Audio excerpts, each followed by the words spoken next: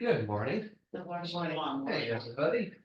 Watched you on Line Pastor. Oh, yeah. I thought it was very good. I really liked the part where he was talking about, you can imitate it until it gets into your heart. Yeah, yeah. What was it? Fake it till you make it. Kind of thing. I So, thought that was great. well, thank you. And we've had last week was a really good conversation around the table, and I'm thankful for that. I'm getting over a cold. I don't think I'm contagious, but I'm staying back. Got my tissues, but hopefully y'all can hear me. Hopefully you can hear me at home. Thanks for watching. And good to know that if you can't make it a week, you can watch at home, or if you're in general watching from far away or what have you, that this is working. So yay for technology. I'm glad we can record these. As always, if you have comments or questions you want to add from watching at home, please send them in. We'll bring them up. I know we've had that happen before. So we'll work your comments in. You all might be wondering, is Pastor Ryan forgetting how to count? There's 6 Sundays in Lent. There's only 4 chapters in Philippians. I was wondering about that. Yeah, I have plans. We can stretch it, can't we? Oh no, we'll get through chapter 4 today. That would be two more. So we got 2 more. So next week we're going to put some of this into practice. That's the plan. So we're gonna finish up the letter. We're gonna finish up the letter today. That's the plan. If we don't get there, we do have to buffer. But I promised that, or I warned that last time we didn't have a lot of time to go over some of the questions. And a couple of the questions seemed to drop like a bomb all around the table. So we're gonna start with that. Pick up the pieces. You've had a week to ponder and pray, so. So we're on chapter 4. This is again Philippians and the discipline of overflowing love. And one of the questions we asked last week, as Paul was talking about, in chapter 3 and verse 11, he talked about attaining the resurrection from the dead, right? So he says, not that I've already obtained this goal, but I look forward, I press on towards the prize. Let's hold fast to what we have and look forward. So talking about this power of resurrection that affects us now, but we don't have yet. My question was, how do we access or how do we experience resurrection power now, before we ourselves are resurrected? How do we tap into that now? Or a different way to ask the question was, what needs to die in your life in order for you to experience resurrection? Now, that's a very Lent question. It's a very Luther question, really. So what needs to die in your life in order to experience some resurrection now? Or how do you tap into resurrection power now? Discuss. One thing I can think of is worry. Say more. Is that something that needs to die? Yeah. Okay. Okay. How would that help you experience resurrection if you let go of the worry? I would try to give it to Jesus more. Okay. So it's not that you're not worrying, but you're not carrying it alone. Okay, you all keep talking. I'm gonna step away from the camera and blow my nose.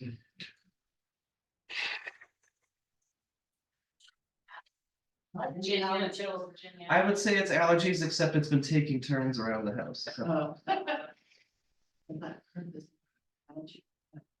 Welcome to having kids in school. Oh yeah, this is not new. I usually don't get it. It usually skips me over like the 10th plague, but this one got through. Nothing serious, just annoying. All right, none of you talked, so okay, maybe the what needs to die part is a little more heavy.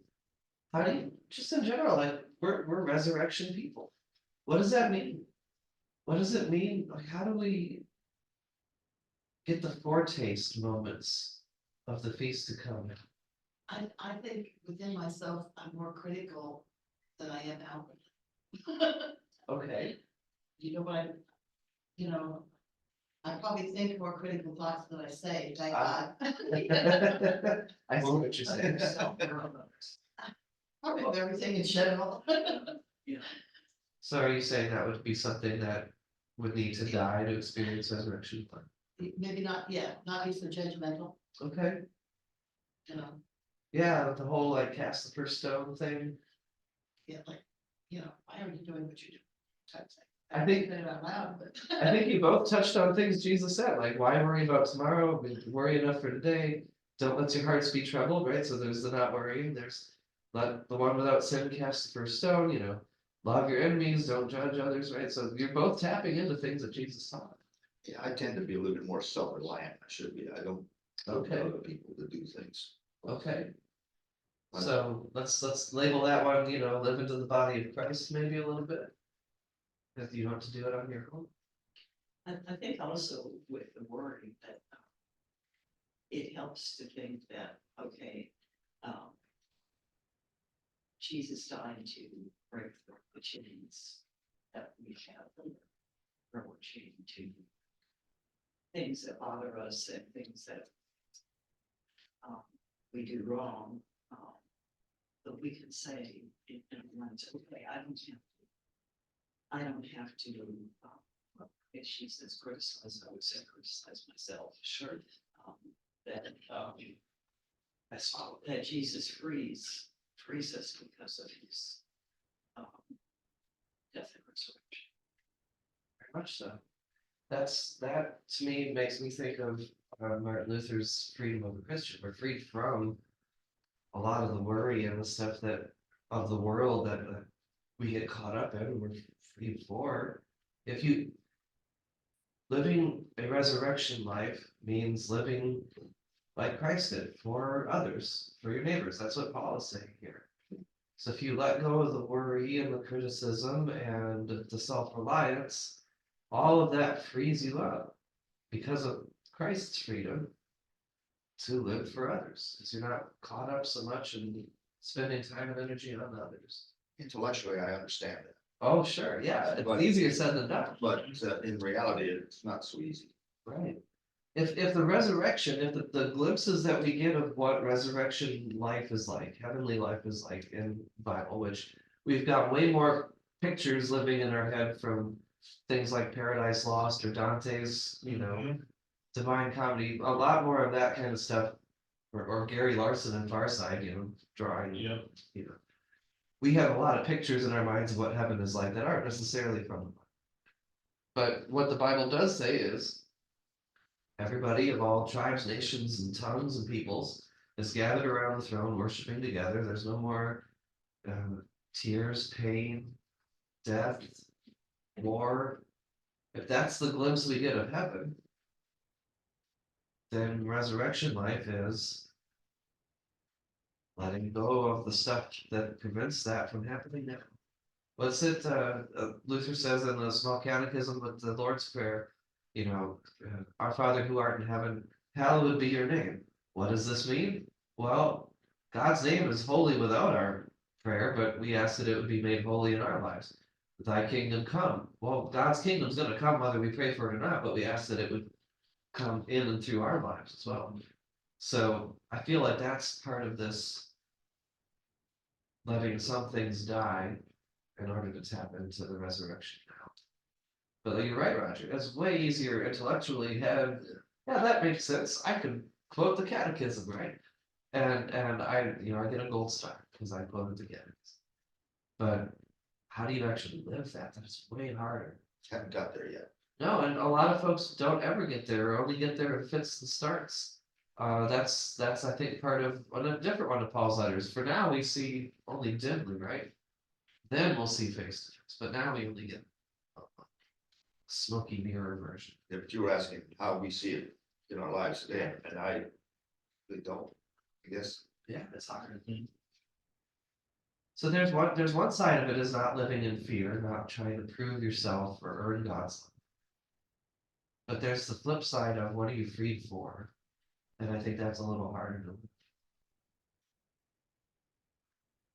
They work, the folks that work at MSF and giving grants for that. I think so. I think that's a taste of no one's making you go to MSEP and sort clothes, right, Donna? No one's making us. Well, She gets scheduled and she's like, okay, I gotta be there. Schedule it. You could Oh, I technically tell the Hubert stuff, right, so, no one makes us bring cans to church, we don't revoke your church membership if you don't bring stuff. For MSF, right, so. Doing something for others. As long as you're not doing the thing that Jesus doesn't like, the hypocrite thing, and then like. Going around like, I did my time at MSF, everybody look at me, like as long as that's not your motivation. It's hard to do volunteer things though without being a little judgmental, Oh, yeah. because some of the people we help, you just know if they would just change their life a little bit, Sure, that, or how the heck did you get there? sure. Like, the young lady who died, my friend's daughter a week ago. Yeah. She had terrible habits that brought on an early death. Sure. It's really sad, but if she had changed her life. Yeah. That probably wouldn't have happened. So then. How do we not only experience resurrection for ourselves? But how can we we're gonna encounter people who made bad choices or Without just being judgmental. without being judgmental, or how do we then maybe. I'm gonna use a science fiction thing, sorry, but okay, think of like Star Trek. The ships have shields, right? The other ships are shooting phasers at them, pew pew, like put shields up. Well, in some of the episodes, they'll extend the shields around some other defenseless ship. How do we extend this embrace of God, of this resurrection promise around others who can't seem to make the right choices, who can't seem to dig themselves out of a hole, who can't seem to bounce back after something happened to them? So that a taste of a resurrection? Is extending our shields, is extending the grace we have to others. Maybe it's not about so much what we receive, us, but when we give. That's the Christ hymn, right? That Jesus, even though he had all the benefits, emptied himself, and then he was exalted. Maybe that's part of the overflowing love, is that we take what we've been given and extend that grace to others. And in a weird, doesn't make sense in our brains kind of way, then we actually experience the grace of the resurrection. And that's witnessed to by Paul, that's witnessed to by a lot of saints. Look at Mother Teresa, look at Bonhoeffer, look at Jesus on the cross saying, hey, forgive these people, they don't know what they're doing, It takes some real letting go to let the grace in. I find it doing that on a micro is easier than the macro. Meaning I can do it on individual basis. Oh, sure. I can't do it on group Yeah. basis. Just like it's easier to dehumanize a whole group, those people, right? But if you meet somebody one-on-one, you hear their story, you understand where they're coming from, then you might find a connection with somebody who you normally would not have, or normally would have just hated as part of this other camp. And it's easier with the grace part too. It's much easier to say, I'll extend grace to this person and I'll let them have to know them. Definitely. And this is what Paul says. What did we say last week? That he's working out his own salvation in fear and trembling. Was that it? And we talked about what does fear and trembling mean? It means respect, or it means awe of God. It doesn't necessarily mean I'm scared of them. This reverence, right? Well, part of working the salvation out, the way Paul puts it, is in not only your own sense of peace and contentedness, which is what we're going to get to today, but also in reaching out towards others. And he's praising the Philippians for helping him. He's encouraging others to give themselves. It is, it doesn't make sense in our brains. It doesn't make sense with the way the world works. But over and over again in scripture and throughout the history of the church, when you look at the saints and the martyrs, they're experiencing God the most when they're putting themselves the last. That's not human nature. How do we taste resurrection now? By letting ourselves die, by emptying ourselves, putting the needs of others first. Not to the point, as we said the other week, not to the point that, shoot, it was a translation from the Message, but not to the point that we, hurt ourselves, right? What was it? As far as we can. It was something like that in the translation. But you sacrifice enough that you feel it. not to the point that you become a doormat. Anyway. This is the Christian life. Pick up your cross and follow me. Deny yourselves, serve others. Way easier said. That inferior stuff. What's that? Gave up all that inferior stuff so that, Christ Fear yourself. stuff. What's inferior stuff? Oh, inferior. I thought you were saying inferior. Inferior, yeah, No, I thought that's fear. good. No, Inferior. What does that mean? Anything that, according to Paul, anything that isn't Jesus. yeah, That Oh, I see, lower level. So- I was thinking of inferior, like an inferior complex. Oh, No. so like Paul did the whole. Do you need one of these? No, but Paul did the whole list of his resume, right? His accomplishments. yeah, And he's like, all of that. Remember, it wasn't just garbage or rubbish. It was like dog. All Oh, of no, this. that's what it was, Yeah. yeah. All of my accomplishments in this life are crap compared to just simply having Christ.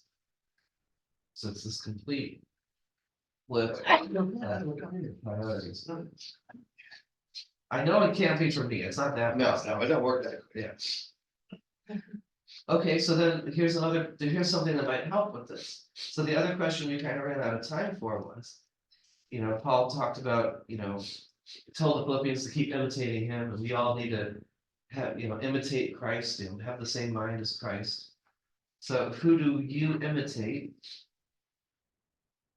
to live this kind of life? What's your inspiration? Could be somebody you know from your own life, some saints, somebody in the Bible, but who do you imitate?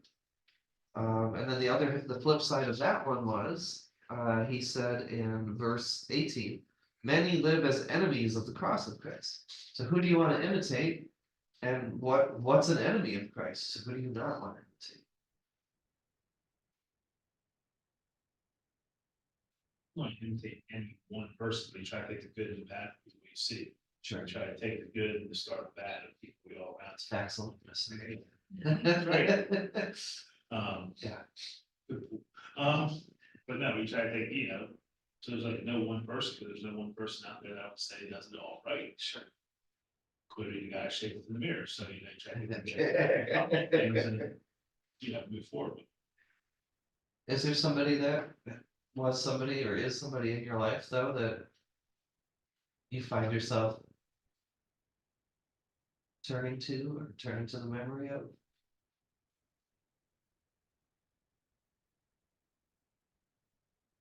Things, no, not really. I mean, there's different parts and pieces of people along the way. That sounded like you were about to say something. No. Oh, that sounded like you, and then you had second thoughts. Well- Go ahead. Everybody you meet gives you information that you can use, Sure. whether I wanna be more like this person. I don't want to be like this person. Sure. Okay. There's people in my life that I wish I had spent more time with Sure. to learn from them. Yeah, I had an aunt that never married, and she knew how to give. Mhm. And she's actually my sponsor. But I would stay overnight with her sometimes if she lived with my grandmother. So she, every night, we slept in the same bed, so she was there reading her Bible every night. And so I wish I had maybe asked more questions. Sure. She translated the whole Bible into Braille. Oh, wow. Yeah, that's right, she did. Sometimes you don't even know what questions to ask until you're the age they were when you would have asked them, right? And then they're not there. Yeah. But yeah, I think you're right, Brad. Every interaction is an opportunity. Every interaction is a chance to see the image of God in somebody else. Yeah, that's what I was impressed with. She translated the Bible into Braille. It's only got 3 keys. No, it was only 3. I saw it. 3 keys, all she had on it. She translated the whole Bible with that. It's amazing. Yeah, I was impressed with it. Just the undertaking impressed me at that time. So all of this holds together. We've got this compact little letter. It doesn't get into a lot of the debates, right, like Corinthians or Galatians, where we get a lot of our Lutheran theology from, right? It isn't, grinding X's, right? But in this short little letter, it all holds together. That we receive so much. And if we don't find good examples to imitate, we could fall back and lose something. And if we don't share what we've been given, the way Christ did, then we're also going to be lacking. But then again, it's not a habit, it's a get to, right? That's the big theme of this letter. How many times do the words joy and rejoice show up? That you get to, you want to, it brings you joy to live a life this way, to show love this way. So we touched on this last week. You're going to experience resurrection. Well, where are you finding joy in life right now? Just absolute pure joy. That's probably a clue. God's up to something here. Dig into that. Pray on that. Who are you drawn to? Who do you want to imitate? That either, we can do law and gospel on this too. That convicts you, like, oh man, I wish I was more like them. Or just the gospel of, like, I am so thankful they're in my life.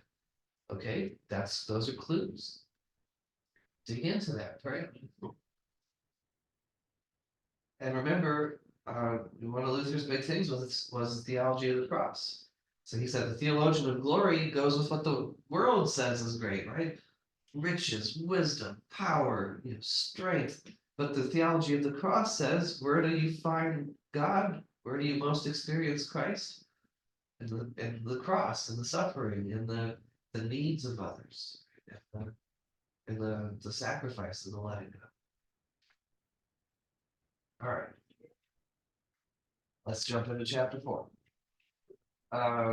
Who would like to read verses just 2 and 3? And I will just say, don't worry about the names. There's 2 names there. They're Greek. They're weird. I'll just tell you. The way I learned it was Euodia and Syntyche.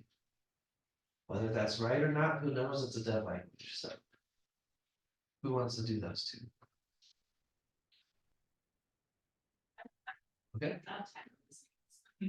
I plead with Euodia and I plead with Syntyche to be of the same mind in the Lord. Yes, and I ask you, my true companion, help these women since they have contended at my side in the cause of the gospel, along with Clement and the rest of my co-workers, whose names are in the book of life. Thank you. Okay, so there's a whole buffet of possible meanings for the word. You had plead, I think, at the beginning. My translation has urge. Let's see, this one. What do I got? Beg, encourage, speak words of encouragement, appeal to, console, comfort, cheer up, invite, summon. There's lots of different ways that word could go in Greek. But the point is just, please, right? Please help with this. I urge or I plead with Euodia and Syntyche. This isn't as much a part of the whole letter as, this is a specific kind of exhortation. Please, you 2 get along. You've worked alongside me. You've worked with Clement. We've all worked together with the gospel, whatever their conflict is between these 2 women, be of the same mind as the Lord. So set this conflict aside, find forgiveness, work together. If you read throughout the book of Acts and as the letters that Paul for sure wrote, he names women all the time as leaders of churches, as co-workers in the gospel. And, by the time you get to the second wave of letters signed by Paul, like Timothy, Thessalonians, Ephesians, Colossians, you start getting the household codes, you start getting we need to get back in line with Roman society so they don't persecute us. So, okay, we'll put the women back in their place a little bit. There's also that one really weird passage, 1 Corinthians 11, with head coverings and don't let women speak in church. If you look at the overall weight of Paul's writings, that's weird. And you got to think this is something specific to the circumstances and Corinthians, which was a very dysfunctional place. But overall, just to lift it up, it was just International Women's Day after all. Oh, somebody wrote it in his name. That, for sure, that's what happened with some of the later letters, yeah, and that was a common practice, you signed, it wasn't plagiarism, right, it wasn't. Anything like that, it was, I'm writing in the tradition of Paul, or I'm from the school of Paul. But just to say, like, there was, at the beginning, remember, this was written 30 years after Jesus died and was raised. Those first 30 years, that it really was, there's no longer any distinction, Jew or Greek, slave or free, male or female. So just to lift that up. And how it changed even within the course of the New Testament, you can see over the first 50 to 100 years how things started to shift. So I just wanted to lift that. All right, that's all I have there. Any other thoughts, questions on those two things? I mean, this part of the letter is, this is wrapping up the letter, so okay, before I go, let me address some things I need to address. So this was a specific situation. The next section is more general exhortations. Somebody please read verses 4 through 7. Rejoice in the Lord always. Again, I will say, rejoice.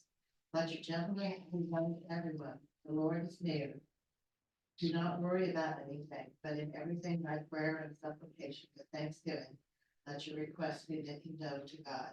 And the peace of God, which surpasses all understanding, will guard your hearts and your. Thank you. Gee, I think this just covered what you all said a couple minutes ago. Okay, so this is like, if there is a discipline of overflowing love, if we are to live this life that Paul wants us to live, here's your priority. Rejoice always, okay? Let your gentleness be made known to everyone. That could go with what Donna was saying, so maybe don't be judgmental, let your gentleness, that would be sort of the biblical New Testament opposite. The Lord is near, that brings you comfort. Do not worry about anything, there you go, Lois, but in everything, by prayer and supplication with thanksgiving, let your requests be made known to God. There you go, Roger, ask for help, pray to God, and when you're doing these things, the peace that surpasses all understanding, that taste of resurrection, will guard your hearts and your minds in Christ Jesus. This version has an interesting way of saying that. Yeah. I agree with it, actually. Okay. It says, and this peace will control the way you think and feel. Oh, okay, well, Control the way, I mean, that, I mean, if you're saying let go, let God, then was it Jesus take the wheel, right? Yeah. I suppose if you look at it that way. But yeah, we don't like to think someone else is controlling us. So, Holy Spirit come, Christ work through me, right? That's, I guess that's a way of asking, of us ceding control and asking God to steer the ship. Yeah, I don't think most folks are comfortable saying, I can't. let this peace control me. I just noticed in just those few verses, isn't there a hymn based on that verse, on verse 4? And then at the end, that's a benediction that you often hear or used to hear, or, Oh, with sermons, so yeah, those few verses are repeated. yeah. Things we do. There was a school of preaching where you'd start every sermon, the grace of our Lord, what was the start? Grace of our, well, no, that's the reading at the beginning. Something like that. Yeah. And then at the end, let the peace of Christ which passes, yeah, and I respect that, I don't do those because if you do it week after week after week, Nobody hears it. including myself. Did you ever watch Third Rock from the Sun? That sitcom with aliens trying to like be The premise, yeah. blend in, right? And whenever they get a message from the home planet, one of them would all of a sudden go like begin transmission, and then somebody would speak through them, and then it would be like in transmission. That's how I kind of felt like with the stuff at the beginning. Yeah. I think the Pentecostals go, put more stake in this control, the way you think. Sure. And that might be one of the downsides of being one of the more head branches of the Christian family tree. We've got our catechisms, we've got our theology, we've got our creeds, like Lutherans tend to be more knowledge centered. And so, well, we have all the answers. Okay, thanks God for the answers. We got it, right? It's easy, it's harder for us. Like the message transition again. It's Yeah. wonderful what happens when Christ displaces worry at the center of your life. Ooh, displaces worry. So like, I like it's wonderful what happens when right, Christ displaces yeah, worry. It's just, it's the, it's an invitation, Lance. yeah, so it's really. Yeah, but the first books I've seen with him, he is better than. So, yeah, Darren's gonna be hanging out the message now. I go back and I usually no, Okay. usually I feel like it misses the mark. Yeah, this one's I can't, for some reason, I'm having a hard time with this, it goes against what, the control part. yeah, it goes against what I've left my life with, I mean, so far. Oh, because that goes back to the last study we did where God isn't controlling every little bit. There's free will. I think I can do this. So let's split hairs a little bit. So it's not saying that God is controlling every single aspect of your life, but it's a way of surrender, which is a very ancient Christian discipline and tradition. To say, I want to try to let go and let God as much as I can to guide those decisions, to steer what I'm doing. And if that's, I don't know if that's more palatable for you, but it's more asking for guidance for Christ to live in you through faith. I guess I'm not saying it that way, but I'm saying it I see it more as a chance, by chance. In other words, you give it all up and he'll take care of it. I don't, Oh, I see. I have a hard time with that. I see. I hear it more as praying for Christ's indwelling. Right? Christ dwell in me. It's like that Lord's Prayer thing I just said. We ask that God's kingdom would come, God's will be done in and through us as well. It's going to happen anyway, but we ask that we get to participate. So Christ is the head of the body, steering the ship, but we want to participate. And I think that's it. Saying, okay, I don't know if that addresses what you're saying. I read it as more of the formalization of, like, this is a fancy way of saying WWJD. What would Jesus do? Like, this is like a formalization of, like, let Christ guide your actions, like, let Christ's peace displace. So when you are choosing, when you, not the external God, when you are choosing to live with Christ in you, then you are more going to be at peace, and you're going to be more, Yeah. more Christian, more Christ-like in this case here. Yeah. And it's less about that's how I have to read Roger, less of an external God in the sky reaching down and controlling me, more of I have a free will, back to Job. Sure. Free will, the choice to live in that Christ image. I think we learned a long time ago, worry doesn't solve anything. Hold on. And worry doesn't help anything. In fact, lots of times you're worried about something and it's already passed. Like, I have a friend who worries to death about her children. Well, they're adults, they're, middle-aged people.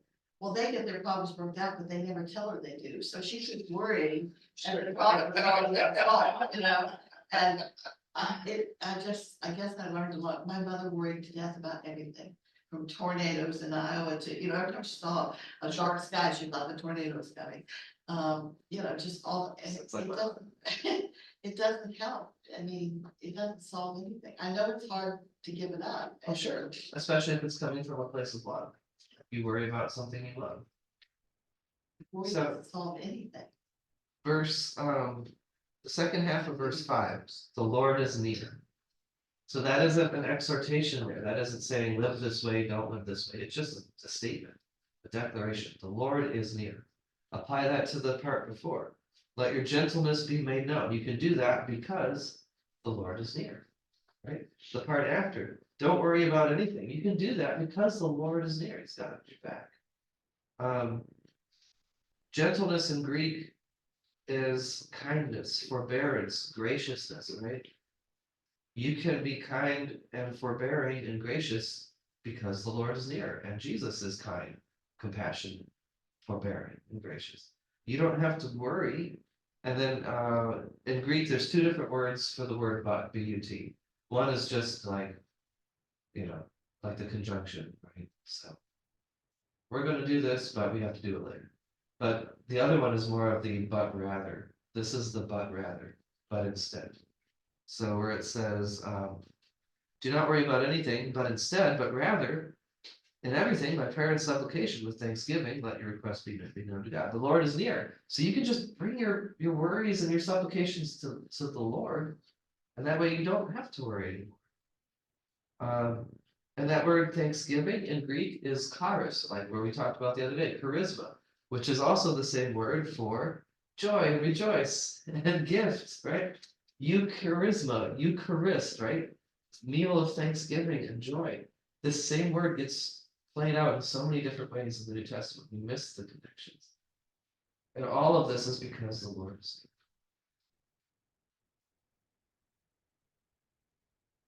near. Let your requests be made known. All of this is possible because the Lord is I think that kind of fits in with what you said last week to imitate until it hits your heart. Yeah. And so, if I'm worrying, I can. Just. So. I keep working on it. I had somebody tell me once that pretend like you have a shelf. If this thing keeps bothering you and you keep worrying about it, it won't let you go. Put it on the shelf for a while. You're not getting rid of it, but maybe just set it aside. Pray about it. Ask Jesus to take it for you. Maybe if you can just leave it on the shelf for a while, you realize I don't need it.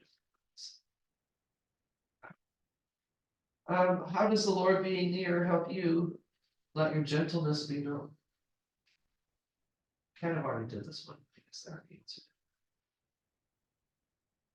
Any stories of kind of like I prayed and then all of a sudden I realized I could do something.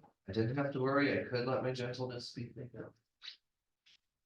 Any stories of kind of feeling that presence of Christ and that gave you the ability or the power to do something. During COVID, Okay. and we didn't know what was going on. This is early COVID. Yeah. Um, Are you wiping your groceries off before you knew it was there? yeah, I never did that one, no. But rolling down the road and just worked up about everything, just thinking about everything, on the way to work, and the only issue was somebody on the road with you, because someone else didn't do work. Miss that. But, and just the right song at the right time hit the radio, and there was a peace, and it was a moment of just letting go and being able to, the song's still on my playlist, so it was, but it's just one of those ones where it was instantly just knew that, okay, you can let this go. There's a whole lot of things that you can worry about, and there's nothing else we able to do to change this global situation on a macro scale. So Yeah. all I could do was let go of the macro stuff, worry about the micro, what I could control a little bit, and just take it one day at a time. Sometimes it can just be something somebody said that doesn't really have anything to do with Christianity. Sure. But then if you hear that sort of thing from someone else as well, you begin, like, what is the whole thing if you hear it 3 times in the same day? Yeah. That it's a message from God. Man, I don't want to hear that. I can call lots of names all day, some of them 3 times in a row.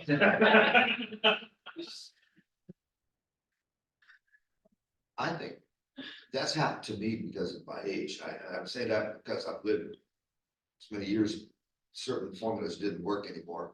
And other ones I are trying to do work. Well, one reason, when I came down with cancer and when they told me that it was a 4 out of 4 as far as regression goes, and some people don't make it. At that point, I stopped worrying about money. Okay. Up to that point, I was always worried about make sure, because I don't use a credit card and I only work off of for my pensions and stuff like that. And that stuff worried me. When you retire, it's a new profession. Yeah. It's a new way of life, and that's worrying. But after I got that, and it was that close to dying, you have a different perspective on life at that point. And I don't worry about money anymore. And that's a big burden that I used to carry around all the time, because I was always taught, you gotta support everybody, and you gotta make sure everything's getting what it's supposed to get, and you always gotta be here, you gotta do that. And after that happened, I had a whole different respect for that. My personality as far as that goes has changed, and it's a big burden that I don't carry anymore.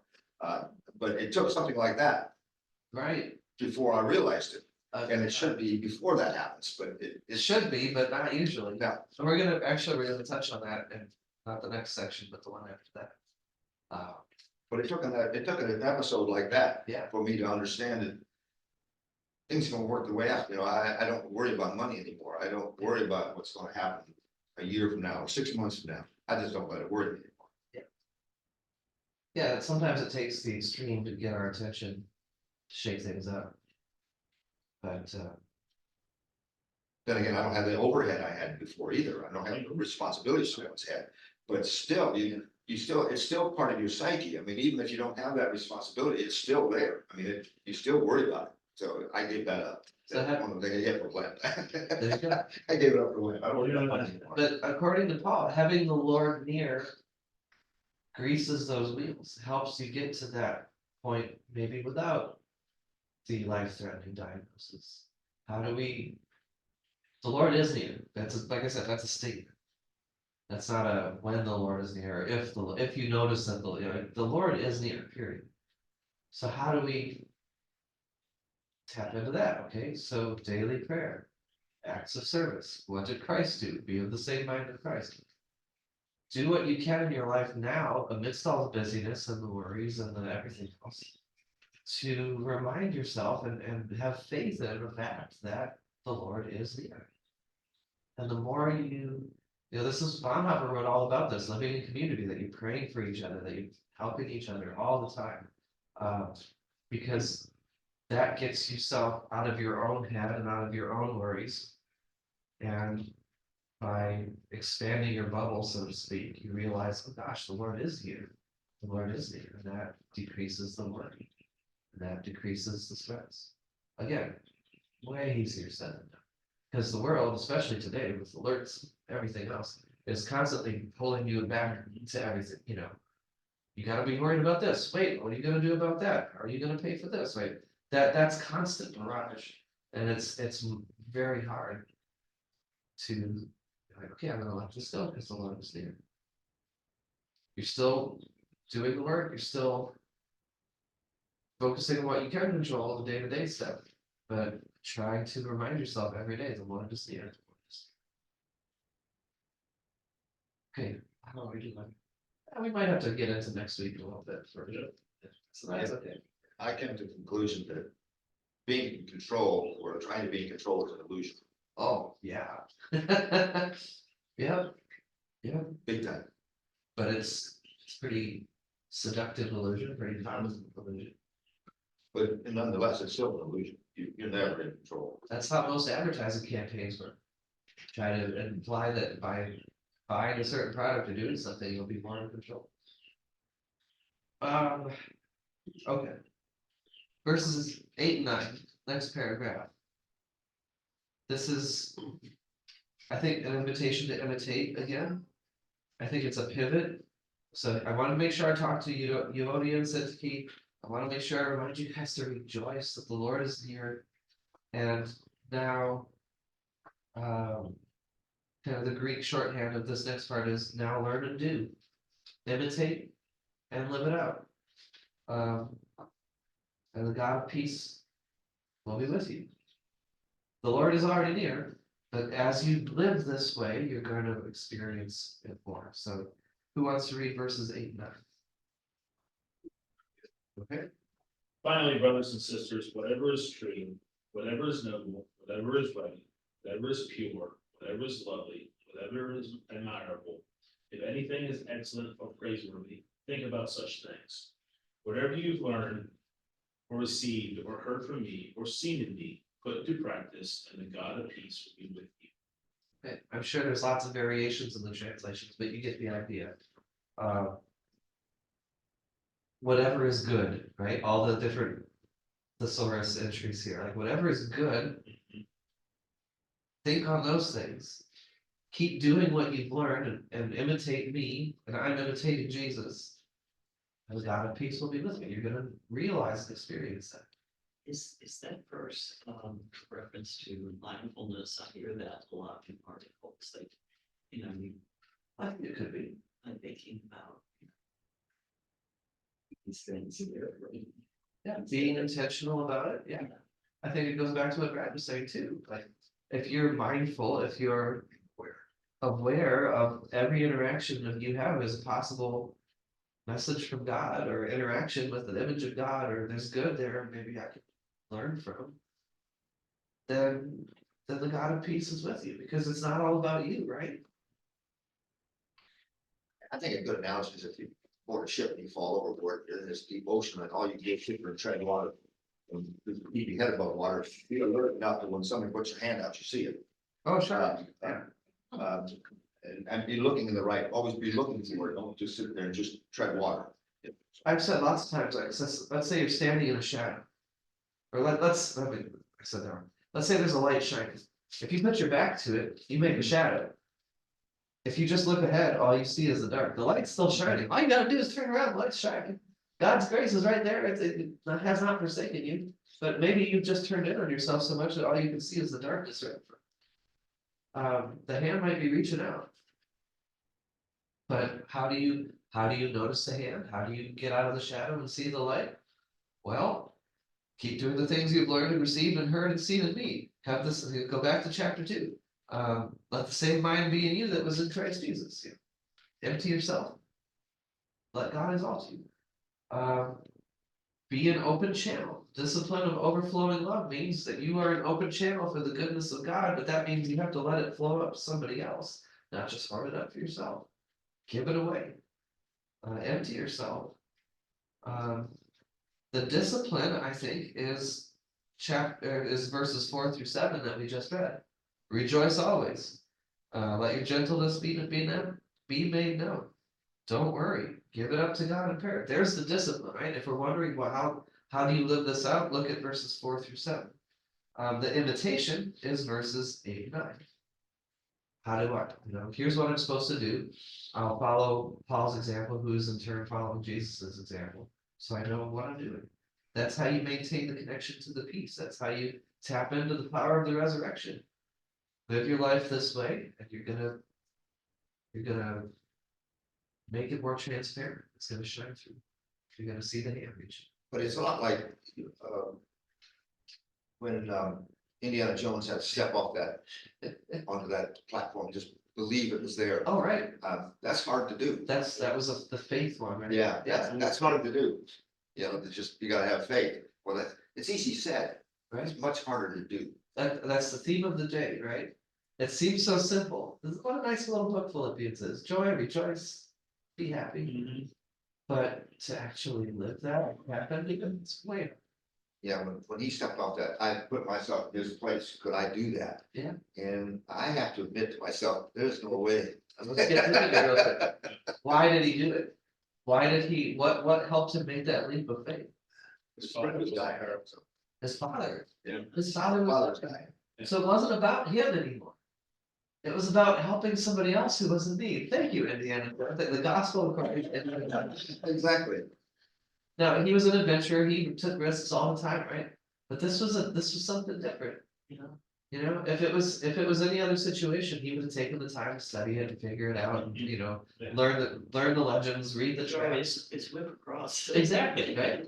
But he didn't have time to do any of that. The urgency of somebody else's need, man, it didn't matter what happened. Sure, we can poke holes in that, but I'm gonna stick with it. I just said when I watched it, Yeah. that struck me as, I don't think I could have done that. Yeah. It's not. I mean, too practical. But would you do Not a it? button away. Would you do it for your kids? Yes. If you knew that getting across this chasm would help a kid, a loved one, maybe you'd be a little less, I would find a way to get across. I don't know if I could have done what he did.